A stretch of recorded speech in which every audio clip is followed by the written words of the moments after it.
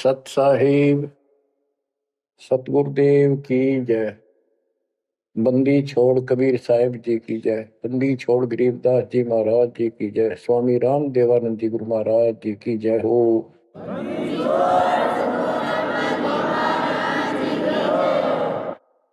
सर्व संतों की जय, सर्व भक्तों की जय, धर्मी पुरुषों की जय। श्री काशी धाम की जय, श्री सुडानी धाम की जय, श्री क्रोथा धाम की जय, श्री बरवाड़ा धाम की जय। सत साहिब परम पिता परमात्मा कबीर जी की प्यारी आत्माओं, परमेश्वर की असीम रजा से, अपने पिता की असीम कृपा से आज इस घोर कलयुग के अंदर अपने को धर्म कर्म करने का प्रॉपर ज्ञान हुआ, विशेष ज्ञान विधिवत, और सच्चा ज्ञान, सच्चा भगवान, सच्ची भक्ति, और आपको पूर्ण सतगुरु प्राप्त हुआ। बच्चों, इस गंदे लोक में आकर परमात्मा भुला दिया हमारे को, भूले नहीं। ये त्रिगुण में माया, रविगुण धर्मा से निकल रहा है गुण, सतगुण विष्णु जी से, तमगुण शंकर जी से हमारे ऊपर इतना जबरदस्त प्रभाव रखता है कि हम सब भूल जाते हैं और इनसे प्रेरित होकर के सारे उल्टे काम करें। ब्रह्मा जी के गुण से या ठाठ बाट की इच्छा होती है, राजपाट की इच्छा होती है, और संतान उत्पत्ति बाई फोर्स कराई जाती है, जीव के वश का नहीं होता। और फिर ममता मोह एक ऐसा रोग लगा रखा है, ये सबता लग जाता है। किसी से 10 दिन ठीक से बात कर ले, उससे मोह हो जा।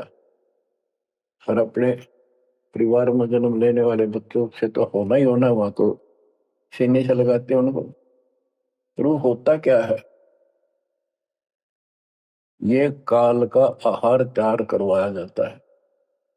गीता अध्याय 7 श्लोक 12 में कहा है कि अर्जुन, रजगुण तमगुण सतगुण, रजगुण ब्रह्मा, सतगुण विष्णु, तमगुण शिव जी, इन तीनों गुणों के द्वारा जो कुछ भी हो रहा है उसका निमित्त मैं हूं।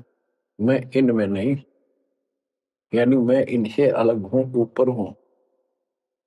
रजगुण ब्रह्मा से उत्पत्ति, सतगुण विष्णु से मोह ममता एक दूसरे में जकड़ देना, सतीथी बोले इसको, अटके रहे यहां पर।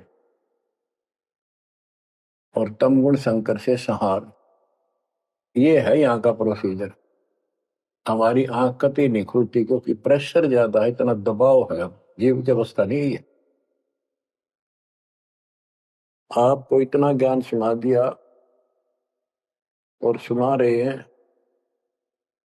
इस ज्ञान से आपके अंतःकरण में ये फाइनल हो जाएगा एक दिन। क्योंकि बार बार कोई वस्तु सुनते हैं, उसका धीरे धीरे धीरे धीरे असर बनना शुरू होता है।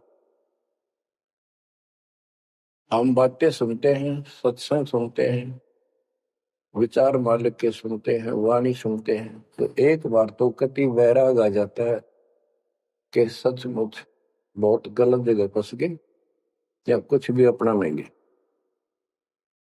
और उसके थोड़ी सी देर के बाद, क्योंकि मेरे को और काम भी करने होते हैं, ये व्यवस्था यहाँ की ऐसी है, तो फिर शाम तक कति भूल पड़ जाती है। बस मंत्र कभी कभी याद आ जाते हैं, करने हैं। सुबह दोपहर शाम की वो नियमित सतुति भी याद रह जाती है। बाकी समय हम ज्यादातर अन्य कारोबार के सिलसिले में, रोजगार के सिलसिले में बातें करते रहते।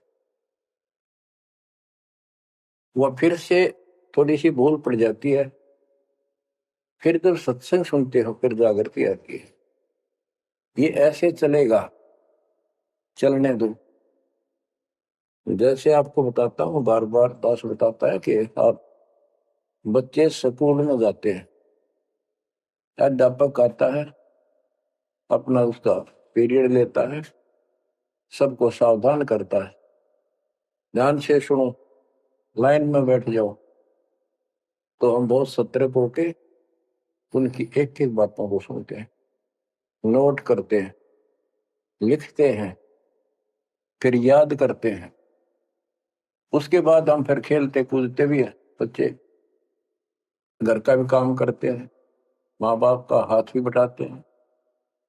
लेकिन जो स्कूल के अंदर जो बातें सुनी थी, जो ज्ञान सुना था, वो एक अलग कोने में, हृदय के अलग कोने में डिपॉजिट होना शुरू हो जाता है। और उसके अतिरिक्त हम और भी काम सारे करते रहते हैं जो पहले भी कर रहे थे। एक दिन हम विद्वान बन जाते हैं, वो काम फिर भी कर रहे हैं। इस ज्ञान को रह रहकर सुनने से एक दिन आत्मा कति दृढ़ हो जाएगी कि इस संसार में एक दिन भी रहने का नहीं है, ये संसार एक दिन भी। और कभी भी फिर शरीर यहां से छूट जाए, जाने का टाइम आ जाए, नो प्रॉब्लम। हमारी आस्था सतलोक में जाने की होगी, क्योंकि हमने वहां जाने का टारगेट बना रखा है। पहले तुम्हारा कोई टारगेट नहीं था, हमारे पास जाएंगे कहाँ। उसमें कोई बच्चे में मोह हो जाता, परिवार में मोह रह जाता, यही कुत्ते बनकर जन्म ले लेते। कबीर साहब कहते, जहां आशा तहां बासा हुई, मन कर्म वचन सुमरियो सुन। गीता अध्याय 7 श्लोक 6 में यही स्पष्ट किया है कि अर्जुन, अंत समय में जो जिस भी भाव में भावित रहता है, जिसकी जिसमें आस्था रहती है, वो उसी को प्राप्त होता है। जब तक हम भक्ति नहीं करते, इस ज्ञान से परिचित नहीं होते, तो हमारा संसारिक यानी परिवार में, संपत्ति में, इसमें कभी हम जकड़े बैठे होते। एक उदाहरण दिया करते थे गुरुदेव। एक बूढ़े की मृत्यु होती, किसान था, पशु रक्षा करते थे। मृत्यु होने लगी, उसकी जुबान बंद हो गई। आसपास परिवार के सदस्य आगे, भाई पिताजी तो अंतिम टाइम है, वो आगे। तो थोड़ी देर के बाद वो ऐसे संकेत करने लगा, ऐसे इशारा हाथ से। उन्होंने सोचा भाई पिताजी कुछ कहना चाहे है, हो सकता कोई धन दाब रखा और बताना भूल गया, वो अचानक मृत्यु होगी। एक डॉक्टर बुलाया, उसने पता था कि एक बार ये बुलवा देगा, 500 रुपये लेगा, ऐसा इंजेक्शन लगाता है। वो बुलाया गया, उसने इंजेक्शन ला दिया। पिताजी बता बता जल्दी क्या कहना चाहो थे। एक गाय का बछड़ा झाड़ू मुंह में दे रहा था, उन्हें खराब कर रहा था। जो बोला, देख यो बछड़ा झाड़ू चाब है, तुम कित मर गए, नाश करोगे मेरे जाए पक्ष है, ये नुकसान कर दिया। 2.5 आने की झाड़ू 500 रुपये पड़ गई हुई। जहां साता बासा हुई, वहीं पर कुत्ता गधा पशु बढ़कर वहीं जन्म लेगा। तो हमारी ये वृत्ति यहाँ से हटेगी इस ज्ञान से। अंतिम समय आप यहाँ कुछ याद नहीं आओगा। इस ज्ञान में सुनते रहे और भक्ति करते रहे, मर्यादित रहे। ज्ञान के साथ साथ यह भक्ति आपको सहारा देगी अंतिम समय में मन को उधर धकाने के लिए। वैसे नहीं धकता है, बहुत ताकतवर है। ब्रह्मा विष्णु महेश मन का आधार मान रहे।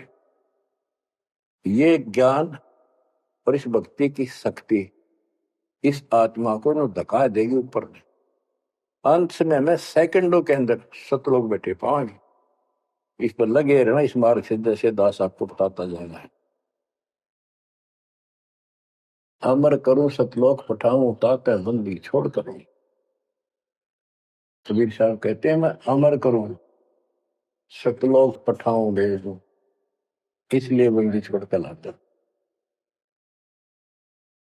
अब यहाँ ये क्यों हो रहा है, क्या हो रहा है, आपको सब पता है। पहले तो नहीं था, पर अब पता लग गया आपको, बिल्कुल सही पता लग गया।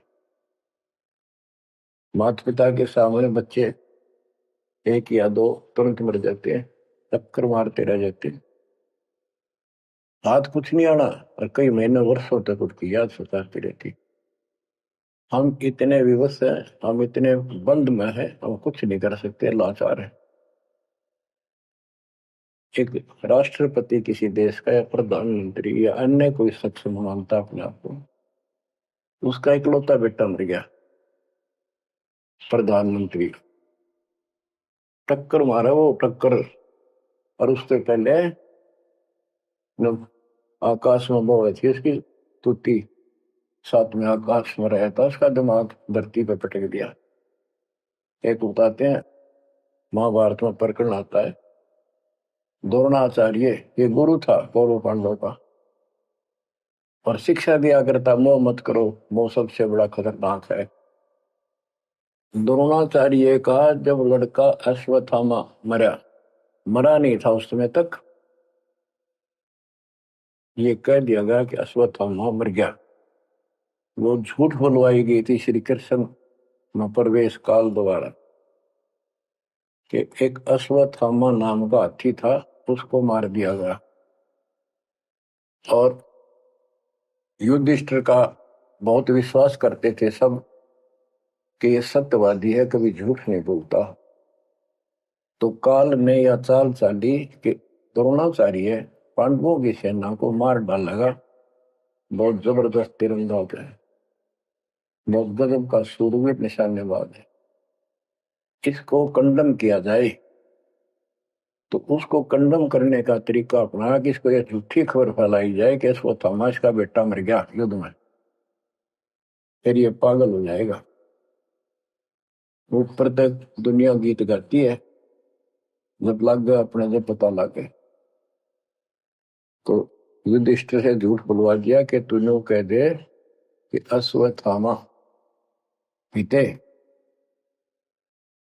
अश्वत्थामा मर गया, तेरी झूठ भी ना होगी, हाथी मर गया ना, ये हो जाएगा। तो पहले तो युधिष्ठिर माना नहीं, फिर ये कहा कि हाथी मार दिया है तो झूठ थोड़ी है। झूठ तो थी है, न्यू थोड़ा। पहले हम छोटे से थे तो न्यू कहते अरे झूठ बोली तो ना पाप लगेगा, बोला ना, उंगली पर उंगली चढ़ा के बोली थी, ये कौन पाप लगे। यानी अपने फार्मूले हैं, पाप तो लगेगा। तो सबने कहा कि आपका बेटा अश्वत्थामा मर गया द्रोणाचार्य। तो बोला नहीं, मेरा बेटा नहीं मर सकता, नहीं मर सकता, उसको मारने की हिम्मत किसी में नहीं है। कि युधिष्ठिर कह देगा तो मैं मान जाऊंगा। तब युधिष्ठिर ने कहा अश्वत्थामा थे नर नर, तो जोर तो बोल दिया, और आदमी या हाथी ये नहीं कह सकता, वो मन मन में बोल दिया। तो यह बात सुनकर अश्वत्थामा थे, अश्वत्थामा मारा गया। आगे कड़ा सुना था द्रोणाचार्य नरवा कुंजर कह गया, वो इतना पागल ने ढाल हो गया, टक्कर मारा, कति कंडम हो गया, उसने हथियार भी नहीं उठा उसने। और पांडवों ने वो गढ़ जीत लिया उस साइड का जहां वो मोर्चा डटे खड़ा था। तो बच्चों, ये मोह इतना जबरदस्त है, जीव के बस का नहीं है। पर बनता कुछ नहीं, बचाओ कुछ नहीं। तो इसका बचाओ अब है तो ज्ञान हो। ये ज्ञान जो दास बता रहा है, ये आपके हृदय में जच जा कति, ये कुछ भी अपना नहीं है। 100 की 100 साची है, पर मन मानना तैयार नहीं, आत्मा को दबाए रखा है। ये सब काल आहार हमसे पैदा कराया जाता, जैसे कसाई बकरे पालता है। कसाई बकरे पालता है, उनके लिए सरागा बनाता है, सुंदर तालाब बनाता है पानी पीने के लिए। उनके लिए छाया, गर्मी, सर्दी, ओलों से बचने के लिए शेड डालता है। पहले झोंपड़ी डाला करती थी घास फूस के लकड़ी से, अब टीनों का शेड बनाते, पंखे लगा दिए जाते। और ये समझो कि जैसे कसाई ने 3 पाली रखे हैं नौकर, एक बकरे मोल लाके वहां छोड़ता है, दूसरा उनकी पालन पोषण करता है, और तीसरा उनमें से निकाल के और अपने कटवा देता, बेच देते हैं, कसाई को सौंप देता है। ये प्रोसीजर है यहाँ पर। जैसे कसाई कभी कभी आता रहता है, बकरों को देखता है, संभालता है, तो उनके कमर पे हाथ मारता, शरीर पे, और वो उसको अपना एक बहुत हमदर्द मित्र मानते हैं, मालिक मानते हैं। देखो हमारे को कितनी सुविधा दे रखी है, पानी क्या, घास क्या, गर्मी सर्दी से बचने का। वो देखता तो हाथ मार के ऐसे है कि ये कितनी कीमत का हो गया, कितना मांस है इसमें। और वो समझते हैं ये प्यार करे हमारे से, कसाई लाड करता है, वो भी उसको प्रतिफल में जीभ से चाटते हैं उसका हाथ, प्यार करते हैं। और कई कई तो उसके ऊपर पैर फैला कर उसको प्यार देना चाहते, सीने से लगाना चाहते हैं। बकरे ऐसा पशु भी प्यार देते हैं, उसको अपना मानते हैं। वो देख रहा है इसमें मांस कितना है, और नौकरों को बता देता है इनको निकाल लो। उसका कोई रेम नहीं है, कितना लाड करो, कितने उसके गुण गाओ, उसने उद्देश्य यही है, मतलब यही था ऊंट को पालने का। कबीर साहब कहते खाई खुराक का पैन पोशाक का यम का बकरा पलता है। या बढ़िया बढ़िया माल खा के और सुंदर सुंदर कपड़े, ड्रेस, कटबट फैंसी के कपड़े, ये पहनेंगे वो पहनेंगे। कहते खाई खुराक का पैन पोशाक का यम का बकरा पड़ता है। काल के बकरे पड़न लग रहे हो तुम। इन बातों को बचो, अच्छी तरह हृदय में बैठा लो एक कोने में। संसार में रहेंगे, रहना पड़ेगा, लेकिन परमात्मा की शरण में रहेंगे, मर्यादित रहेंगे। काल का कोई अटैक आप पर नहीं होगा, ना आपके परिवार पर होगा, ना किसी धन संपत्ति व्यवसाय पर होगा। ये सत्कर मान लेना। हम मर्यादा को हल्के में ले लेते हैं, और ये हमारे विनाश का कारण होता है। गलती हम करते हैं, कोई काल का ऐसा अटैक आने का समय हो गया, वो नुकसान हो गया, तो भक्ति और छोड़ देते हैं, हो गया सर्वनाश। भक्ति छोड़ दी, भगवान की शरण छोड़ दी, फिर और कहाँ ठिकाना रह गया। कटी पतंग हो गए। कटी पतंग का कोई अस्तित्व नहीं रहता, कुछ देर उड़ जरूर सकती है, अंत में पता नहीं कि करके बबूल के पेड़ में उलझ कर फड़फड़ कर कपाटती है। ऐसे फंसे रह जाओगे तुम इस काल के जाल में, कांटेदार झाड़ियों में, इस गंदे लोग। तो बच्चों, मर्यादा को हल्के में ला लो। जैसे हमने इतने सारे नियम बना दिए, भक्ति करनी है तो इनका पालन करना पड़ेगा, नहीं तो फिर गधे बनकर कुमार के नियम में चलना पड़ेगा। एक कदम भी अपनी मर्जी से नहीं जा सकते, बैल बनकर नाथ डल जाएगी, छच्चर बनकर बग्गी में दौड़े जाओगे, रेड़ी में, फिर चलेगी क्या आपकी मर्जी। असंग जन्म तन मृत्या हो गए, जीवित क्यों नाम रह रे, दवा दस दर मद मैल मठ बोरे, बोर ना दे धरे रे। तो बच्चों जीवित मर लो, इन बातों को छाती में धर लो, हृदय में बैठा लो, कति मस्तिष्क में। ये संसार आपका नहीं है, ये परिवार आपका नहीं, ये संपत्ति या कार कोठी तेरी नहीं, गरीब काया तेरी है नहीं, ये माया कहां से हो। चरण कमल में ध्यान रख, इन दोनों को खो, इनको भूल जा, अपने गुरु जी के चरणों में ध्यान रख, उनके बताए दिशा निर्देश के आधार से अपना जीवन निर्वाह कर।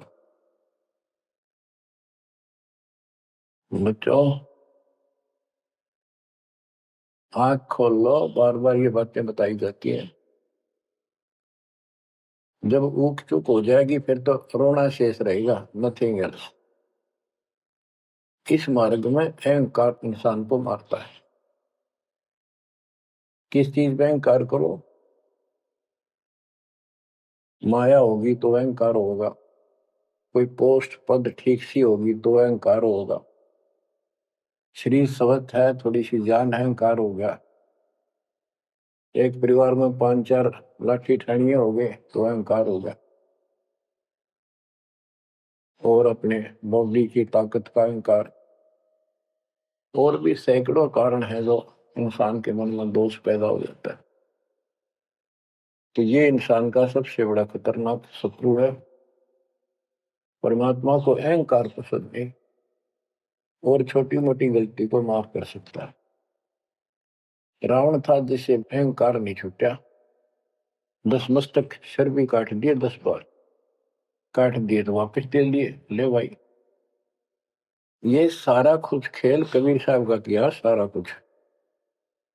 ये आत्मा परमात्मा की है, चाहे आज राक्षस है, चाहे कोई कसाई है, चाहे देवता है, चाहे ब्रह्मा विष्णु महेश है, चाहे कीड़ी आती छोटे जीव है, कोई मनुष्य है, स्त्री पुरुष है, बालक बच्चे जीव जंतु सब उसके हैं। काल चाहता भक्ति में इनकी आस्था खत्म हो, मालिक चाहता है इनकी भक्ति में आस्था खत्म ना हो, फिर तो कति गए काम क्या। जो भी जैसी साधना मालिक के नाम पर बैठ कर कहीं कर रहा है, उसके पिछले संस्कार से, उस भक्ति से जो उसको मिलना है, उसके साथ साथ परमात्मा उसको सहारा देते।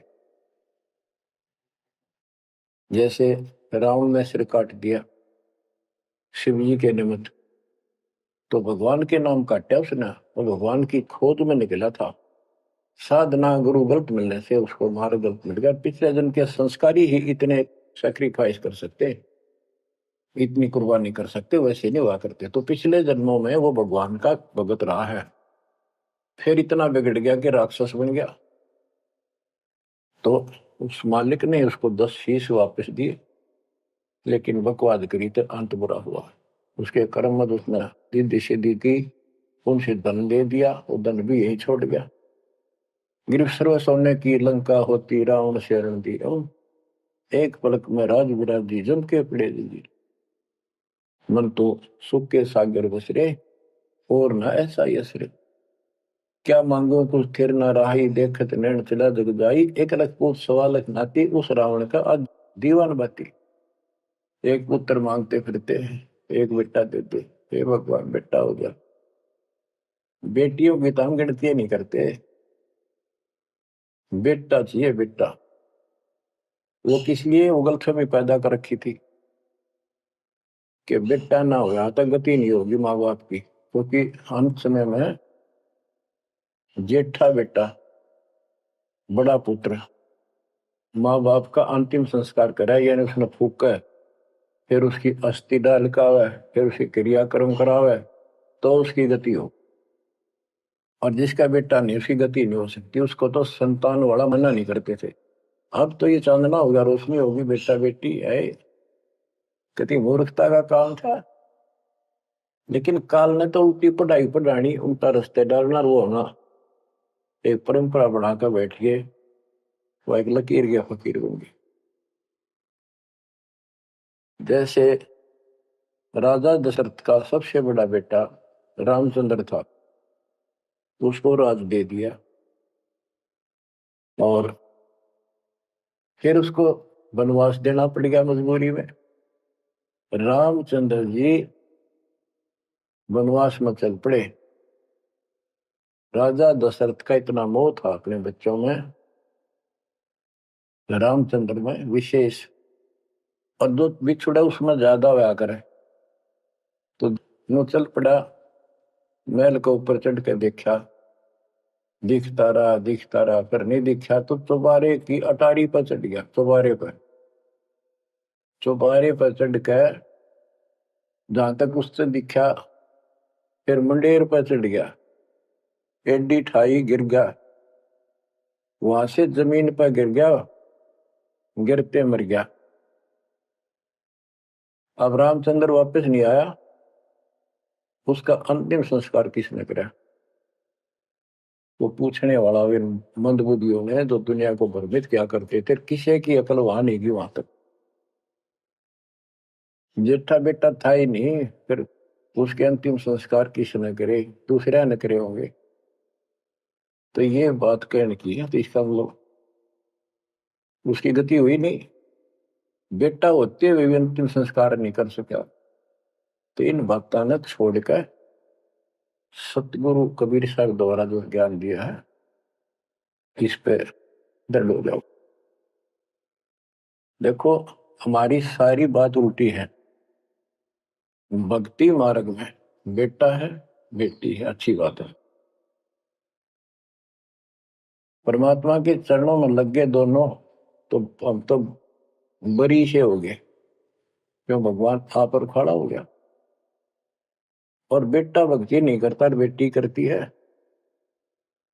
तो एक कौडी का नहीं हो बेटा किसी काम का। कबीर साहब कहते हैं राम रटत कन्या बली साकर फलाना पूत, छेरी के गल गल थना जिसमें दूध न बूत। बकरी के गल में एक खाल लटका रहा थन के साथ, व्रत की खाल। कहते वो बेटा था गल का ऐसे वजन है सिर पर, बेमतलब का व्रत का दिखावा दिखावा है। और वह बेटी अच्छी राम रटत कन्या बली साकट बलाना पूत। तो बच्चों ये दातम मार्ग है, इसमें सारी बातें पहले से विपरीत हैं। देखो बेटा ना होगा बेटी बेटी होगी तो यहाँ सृष्टि नहीं चलेगी, और बेटी बेटी होगी बेटा नहीं हुआ तो भी दिक्कत संसार की सृष्टि में आ सकती है। बाकी भगत का कोई फर्क नहीं पड़ेगा। इन बातों को जो दास कहता है इनको एक सामान्य बातें ना समझना, निष्कर्ष है इस जीवन का। जिसके बेटी नहीं है उसको ये तड़प रह जाती है बेटा होता, या भूल के भी ना करना। इन बेटे वाले देख लो कितने सुखी, टाइम पर रोटी नहीं चाह नहीं भी तरसे बैठे बैठे। वो छोटा सोचा बड़ा आप दे देगा, बड़ा सोचा छोटा कह देगा। बड़े बेटे आंखें में आंसू बुढ़ाएंगे। और बेटी आखिरी सांस तक प्यार देती है अपने माँ बाप को, एक आदि ने कमी बात कह नहीं सकते, वो किस्से के बिना होती हो तो आत्माएं नष्ट होती है। आखिरी सांस तक यहाँ भी हमने देखा जैसे लड़की रोटी खा रही है और लड़का वैसे बैठा था। माँ ने कहा बेटा वो सामान ला कर रोटी तार बनाऊ भोजन। बैठा बेटा ना लाऊं यूं कौन खोया लावे। बेटी तो कह भी कोई ना, रोटी खाती खाती छोड़ के आण की थी, एक 10 साल का की होगी, लड़का 12-13 साल का। उठ कर रोटी छोड़ के हाथ धोकर और सामान लाकर माँ को दे दिया। लेकिन फिर भी बेटे में मोह ज्यादा और बेटी में नहीं। इसका कारण यह था कि हमने बेटी को बाहर बना लिया इस गलत रीति रिवाज। बेटी तो 15-16-20 साल की मेहमान होती है आपकी, ये तो परमात्मा की बेटी 2 गुना का सुधार करती है। आगे जाके घर बसावे उस परिवार को भी सुधारे और माँ बाप के अंदर मोह न्यारा रहे। तो भाव ये है कहने का, अगर बेटा नहीं है ना और भगत है उसके ऐसा भगवान धरती पर नहीं।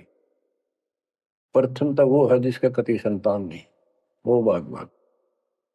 दूसरा वो है जिसका बेटा ना हो, बेटियां की करके शादी मुर्दवस्था में अपना लेकर मारा जाता है।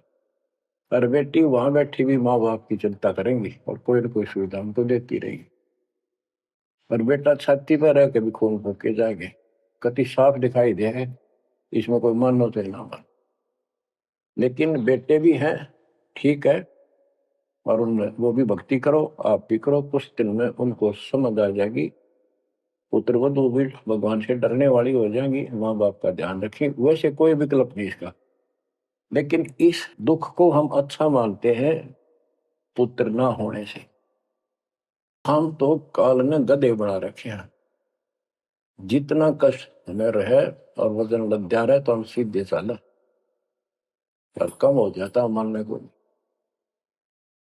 हमारा तो जैसे एक माई का पुत्र मर गया 15-16 साल का, और भगत थी,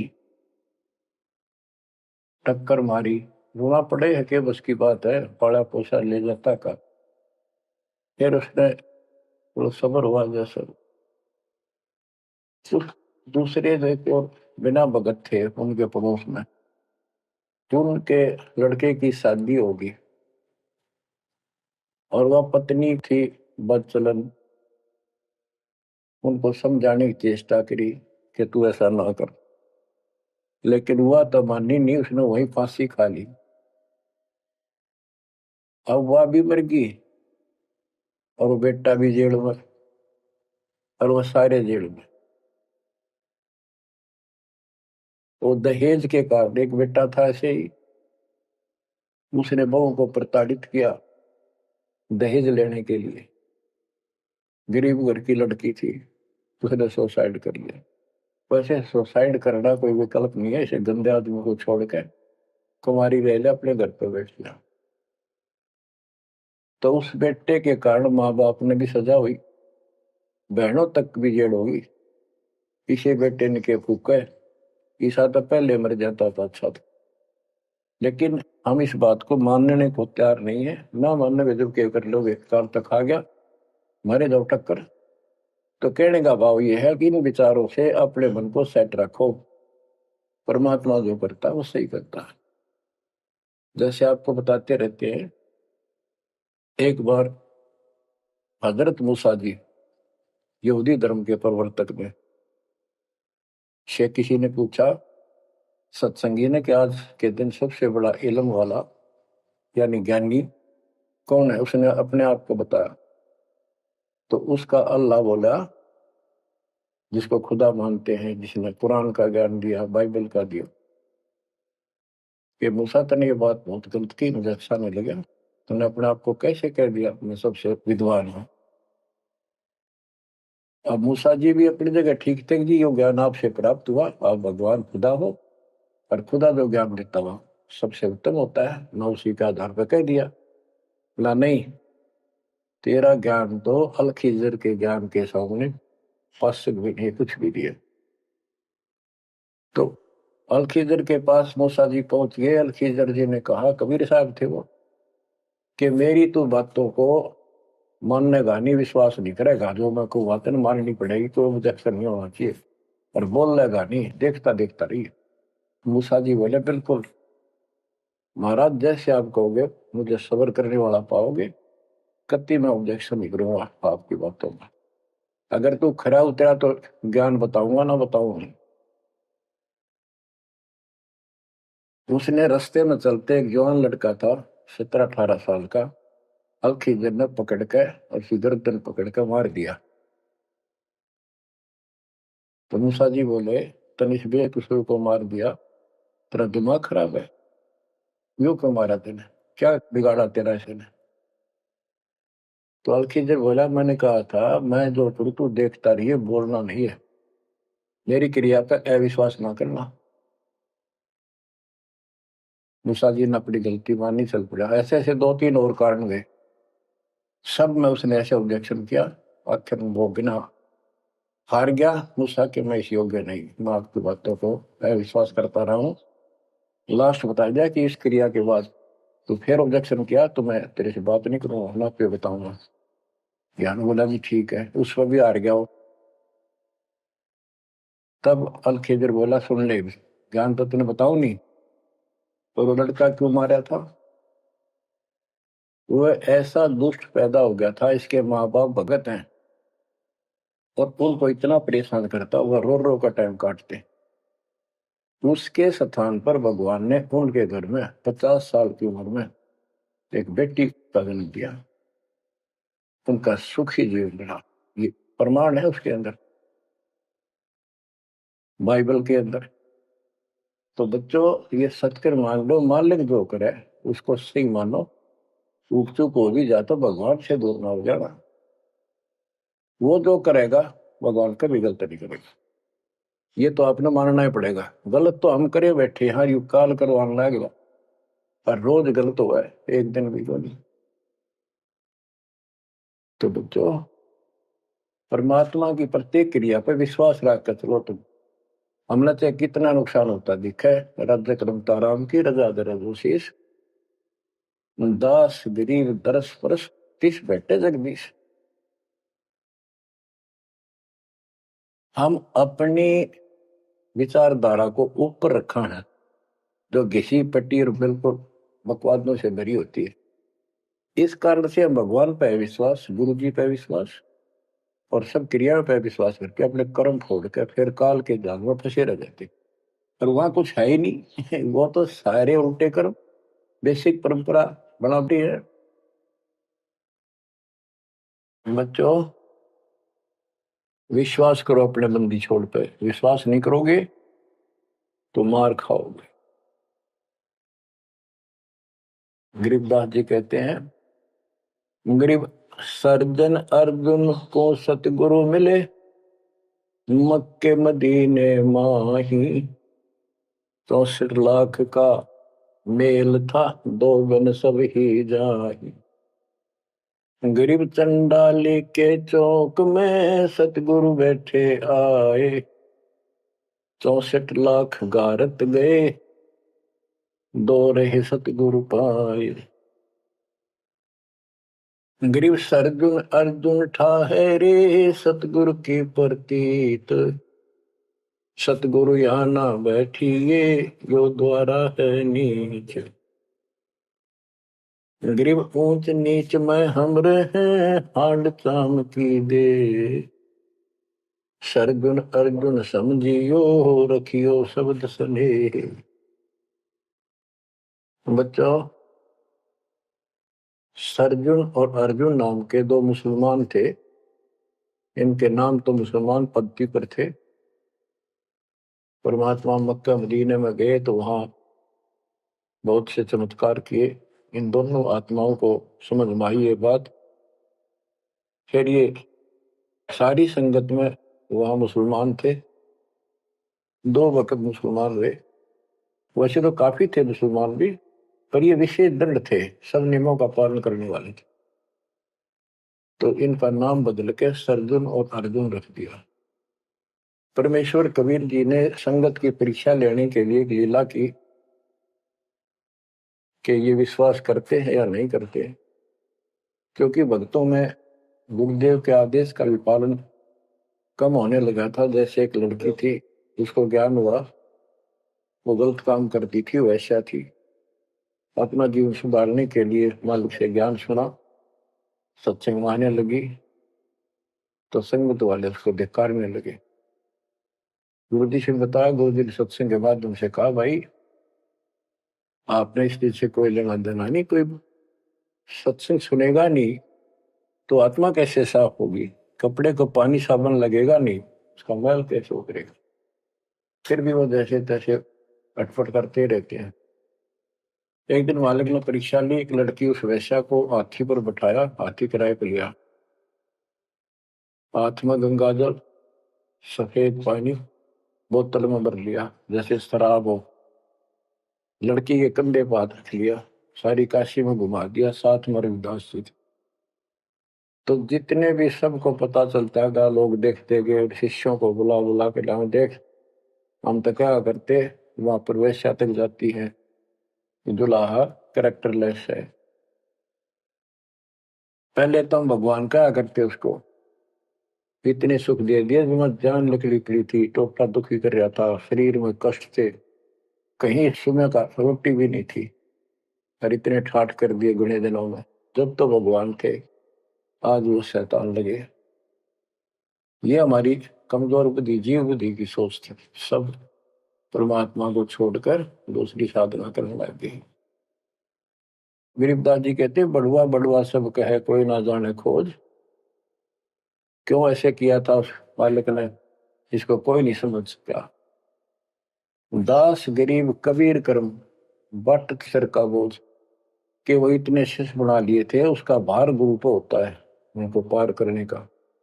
और वो सारे निकम्मे हो गए थे, अविश्वास कर रहे थे, मर्यादा का पालन नहीं करते थे, तो एक का झटके में सारे आप पड़ गए, वो भार सारा उतर गया।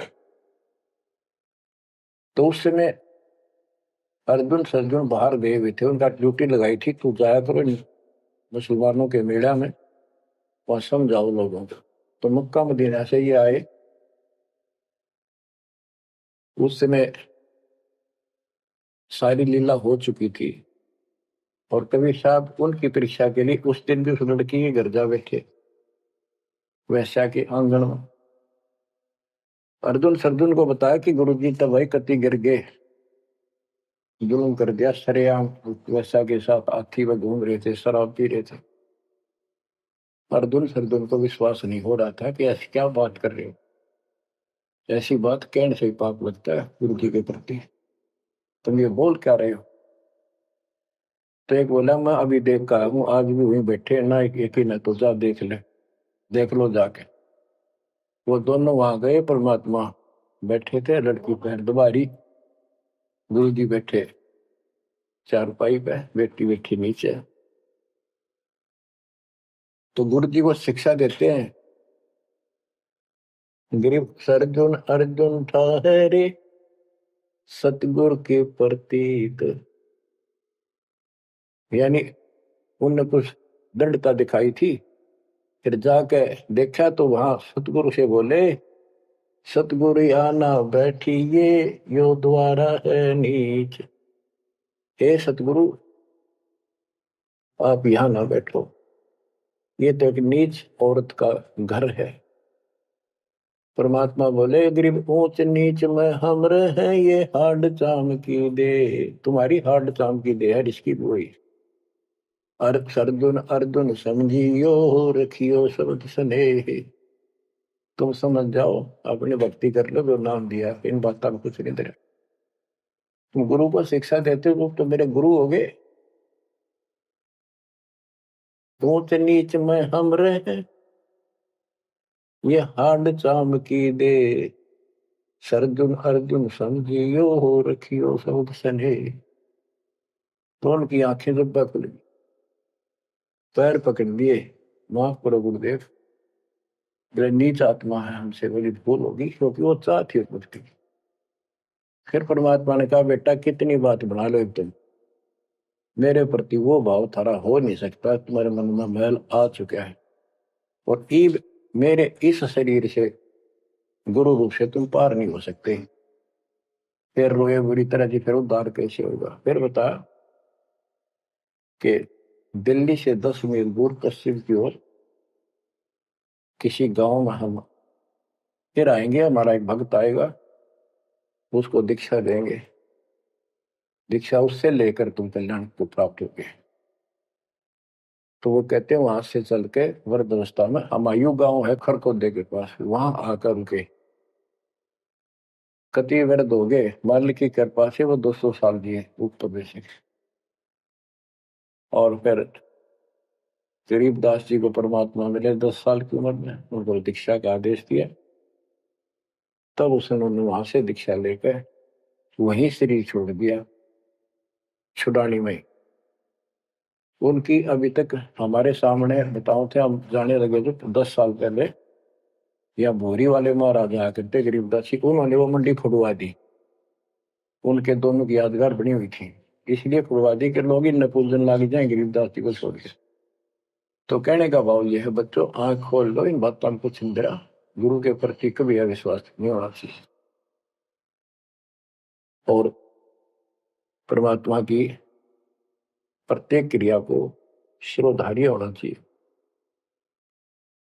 आंख खोल लो, परमात्मा बार बार यह मौका नहीं देगा आपको, समझा है तो सिर दर पाओ, और नहीं रे ऐसा दो। ये संसार समझदा नहीं, कहंदा शाम दोपहरे में, गरीब दास ये वक्त जात है, रोओगे इस पैरे। भक्ति नहीं करते वो न्यू रोएंगे, गलत साधना कर रहे वो रोएंगे, ये सच्ची भक्ति करके मर्यादित ना रहे तो तुम रोओगे। कभी सीधे हो जाओ, समर्पित हो जाओ, मालिक के चरणों में सदा ध्यान रखो, बुराइयों से बचो, सेवा सुमन दान करो, मर्यादा का निर्वाह करो, मालिक आपको मोक्ष दे। सत साहिब।